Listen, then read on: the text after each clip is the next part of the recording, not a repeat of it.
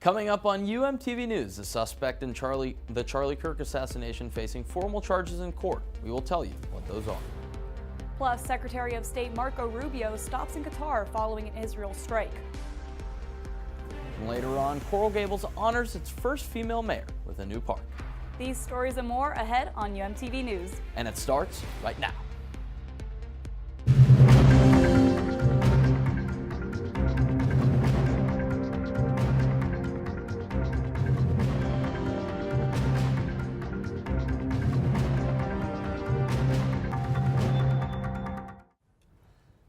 Good afternoon and welcome to UMTV News. I'm Andres Jaime Mendez. And I'm Penelope Gilbert. Thank you for joining us.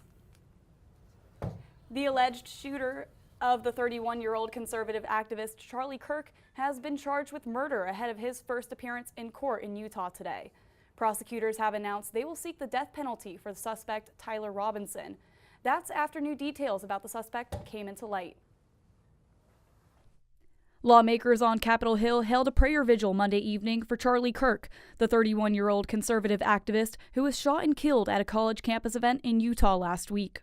He never hated anyone. In fact, in Charlie's own words, he was motivated by love. The shooting suspect, 22-year-old Tyler Robinson, is slated to appear in state court in Utah on Tuesday to face formal charges. We're interviewing all kinds of people, everyone that knows him, and trying to learn more about what that motive actually was. The Washington Post reported Monday that the suspect appeared to confess to the killing in a small group chat on the online platform Discord, allegedly saying, quote, "It was me at UVU yesterday." According to the paper, and in an interview with Fox News, FBI Director Kash Patel revealed new details about an alleged note from the suspect. The suspect wrote a note saying, "I have the opportunity to take out Charlie Kirk and I'm going to take it." That note was written before the shooting. Vice President J.D. Vance, a close friend of Kirk's, hosted the Charlie Kirk Show Monday, where he blamed the far left for the shooting. Something has gone very wrong with a lunatic fringe, a minority, but a growing and powerful minority on the far left. Top Republicans are not commenting on the rhetoric coming from the White House, but they are condemning political violence. There is no place in our country for politically motivated violence. None. Amid bipartisan lawmaker concerns about violence, Senate Republicans were briefed on security by the U.S. Capitol Police and others earlier today. According to a Republican aide, the White House has requested an additional $58 million in security funding for the executive and judicial branches following Kirk's death. A heated meeting last night in the South Florida village of Palmetto Bay following a Facebook post by one of the council members celebrating the assassination of Charlie Kirk. Councilman Steve Cody removed his post and issued an apology, but members of the public say they have already lost trust in the elected official. At last night's meeting, the village mayor, Karen Cunningham, introduced an item to the agenda calling for Councilman Cody to resign. The village council voted to censor Cody, ask for his resignation, and request Florida Governor Ron DeSantis step in. The Florida State Representative for District 115 responded to the strong public turnout last night. I didn't come to do much more than to listen to the community. I want to be able to tell the governor and my constituents and actually my colleagues in the House and Senate, this is how this community feels. Councilman Cody has maintained that he will not step down from his position. The timeline for Cody's removal by the state government is unknown, but in the meantime, the villagers of Palmetto Bay are pushing for participation on a recall petition, which needs 10% of resident signatures to pass. The University of Miami is also taking action against employees who have made controversial comments about Charlie Kirk's death. A former neurologist at UM's Miller School of Medicine has been dismissed after reposting remarks on her Instagram page that the university called unacceptable and incompatible. The university released a statement that read in part, "The University of Miami regrets unacceptable public commentary made by one of our employees. This individual is no longer employed by our institution. Freedom of speech is a fundamental right. At the same time, expressions that condone or endorse violence or are incompatible with our policies and values are not acceptable." Secretary of State Marco Rubio stopped in Doha, Qatar today, following his meeting with Prime Minister Benjamin Netanyahu in Israel on Sunday. Rubio's visit to Israel comes after a surprise air raid in Doha killed several Hamas members, including a negotiator's son. The airstrike is expected to complicate the ongoing ceasefire negotiations and has drawn criticism from many international leaders. This was the first time Israel has targeted Hamas leaders in Qatar, a country that has historically acted as a mediator in the Israeli-Palestinian conflict. The U.S. State Department announced Monday that Rubio would be stopping Qatar in an attempt to ease tensions. Rubio says time is running out for a Gaza deal and expressed his frustration over the Israeli strike during his short visit today. A yellow brick road has appeared in Coral Gables, but it doesn't lead to the Emerald City as in The Wizard of Oz.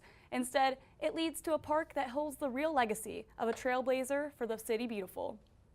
Chris Perez joins us now live to tell us how a new park is adding a little bit of magic to the community. Chris. Penelope, Dorothy Thompson served as mayor of Coral Gables from 1985 through 1987, and she's kind of a hidden figure for the city. Now, this park really is a nice tribute, but it's also a reminder of her legacy, from saving the iconic Biltmore Hotel from demolition to inspiring this very park. Her story is one of public service and historic preservation. For the first time in its 100-year history, the city of Coral Gables, south of Miami, is dedicating a park to a living person. Dorothy Thompson is the city's first and only elected female mayor, and she's left an enduring legacy of civic duty, resilience, and a love for the place that has been nicknamed the City Beautiful. She sponsored a lot of things. Probably the biggest thing that that was her vote was the vote that saved the Biltmore Hotel that was in disarray, unoccupied, and it was her vote that renovated the city property. Dorothy Thompson's tie-breaking vote to save the iconic Biltmore Hotel was a decision to restore, not demolish, a piece of Coral Gables history. The hotel was built in 1926 by George Merrick himself. During the Second World War, it served as a military hospital. By the 1980s, the Biltmore had fallen into disrepair, with many calling for it to be torn down. Thanks to Dorothy Thompson, that didn't happen. It was like a spur of the moment, and I changed my vote, saved that vote for the Biltmore, and from there on we renovated it, and there she stands today, proud as anything. And now, the legacy of Dorothy Thompson is being celebrated with the creation of Mayor Dorothy H. Thompson Park. Its whimsical theme is a nod to Dorothy Thompson's name and her connection to the classic tale. The first thing she said, "Oh my God, that's like Dorothy, the yellow brick road." Like I mean, I think the kids are gonna love it, and you can already see here, so many kids are here already enjoying the park. It blows me away, almost like that tornado that blew Dorothy in The Wizard of Oz away, I think you might say. It is overwhelming. That's why I'm sitting down instead of standing up. At my age, I really, I don't want to be a spectacle and fall down, so I'll sit down. From serving as a trailblazer for women in government to saving a historic landmark, Dorothy Thompson's impact is now permanently etched into the city with Dorothy Park. All I can say is that life has been good to me, and I hope I've been good to the city, and I try to be good to people. That's all you can do in life, is do your best. And I think I've done my best, and I continue to do my best. Countdown, like check on time, I mean. Well, Mayor Thompson is now 93 years old, and she tells me she has no regrets about her life, since serving the city of Coral Gables is the greatest honor she could have ever done. Reporting live for UMTV, Chris Perez. Thank you, Chris. And coming up on UMTV News, on-campus dining promises choices, but for students with allergies, the options can be dangerous. If you're an ally of this community, speak out. There are more of us together than apart, and so they need you to stand with them.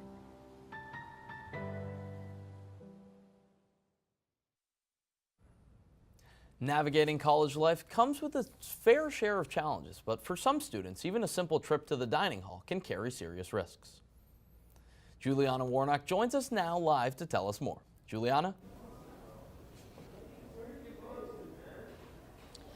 Andreas, dining on campus is a daily routine for many students, but for some here at the University of Miami, what's on their plates comes with risks.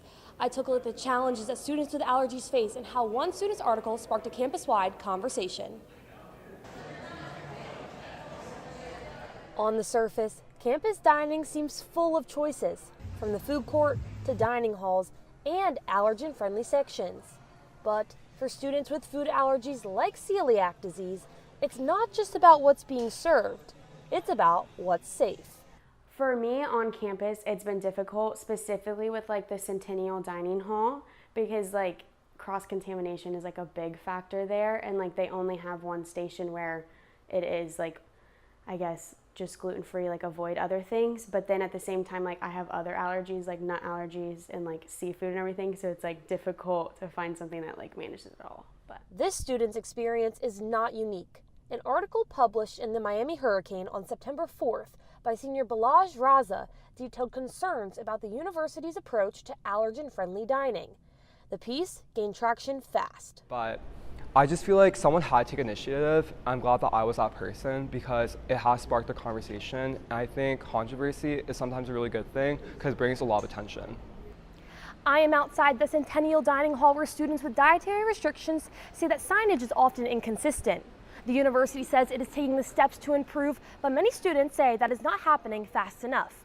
I had the chance to speak with the Assistant Vice President of Auxiliary Services, Anna Alvarez. But for me, the biggest piece is providing the students with as much flexibility and customization as possible when they arrive at the dining space. I like to see innovation, I like to see engagement with the students, so we try to do programming and activations in the residential dining hall. Thanks to these efforts, some students feel confident in the UM dining system and believe the on-campus options do a great job at accommodating their needs. I think since it's so accessible, it is something we go to a lot. There's variety in terms of dining dollars in the dining hall itself. I think there's some variety, but not anything crazy. However, the confidence isn't shared by everyone, and that's exactly where the concern arises. Students with severe allergies often feel overlooked in the broader conversation about campus dining. I feel like freshmen who have allergy, like that is like something that should be focused on, because like you don't have a kitchen. Like it's so much easier being a sophomore now because like I just do my own thing, but like I guess like the dining halls is really where like things need to change. While conversations continue behind the scenes, students with allergies are forced to weigh every bite with caution and hope their next meal doesn't come with a cost.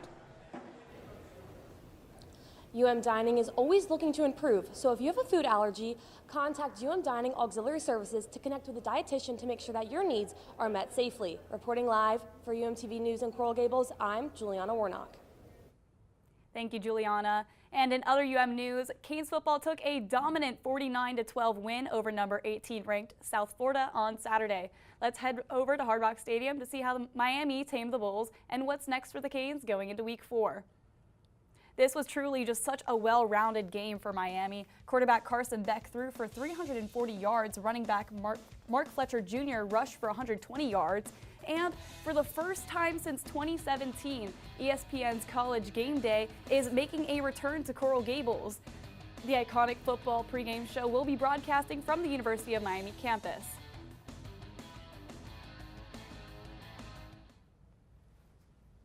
And finally, breastfeeding, especially in public, can be considered somewhat taboo and make some uncomfortable. Miami-Dade County, however, the county's Breastfeeding Coalition brings together organizations every year to put on an event that educates, supports, and promotes breastfeeding in South Florida. The 5th annual Art of Breastfeeding exhibition and brunch took place this past Saturday at the McDonald Center in North Miami Beach. The event aims to normalize breastfeeding with no inhibitions and included hallways displays of art along with organizations such as Florida Healthy Start and Community Medical Group tabling side by side. For the organizers, delivering an effective message is the key component. One of the ideas we had was to use art as a way to inspire and motivate and share messages and communicate visually. We know that a picture is 1,000 words. In addition to the displays of portraits and hyper-realistic paintings, there was also a panel where doctors and experts shared important medical information with new mothers to help them navigate through their kids' infancy. And that's all the time we have for this episode of UMTV News. We'll see you next week, same time, same place, and hopefully with another Miami football win. Have a good night. Got it.